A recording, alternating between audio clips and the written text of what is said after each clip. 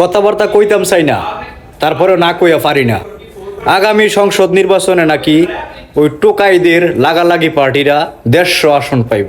350 আসনের মধ্যে তো 50টা আসন সংরক্ষিত নারীদের, 300 আসনে নিখাত ভোট হয়।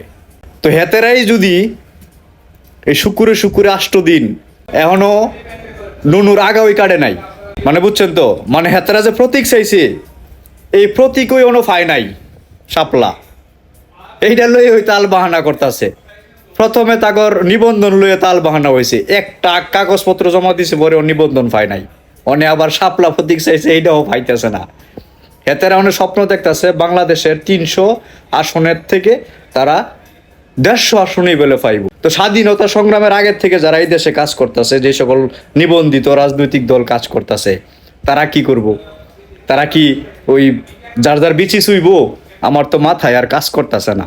দেশে জঙ্গি হামলা কইরা, সরকার পতন কইরা, মানুষ মাইরা, সরকারি দলের উপর দায়ভার চাপায়া, জবরদস্তি কইরা, ক্ষমতা দখল কইরা, রাজনৈতিক দল গঠন কইরা, এখন যদি তারা 150 আসনের চিন্তা করতে পারে, যারা স্বাধীনতা সংগ্রামের আগে থেকে এই দেশে কাজ করতেছে, রাজনীতি করতেছে, যারা এই দেশের স্বার্থ নিয়ে কাজ করতেছে, সেই সকল বড় বড় রাজনৈতিক দলগুলি তারা কি করব?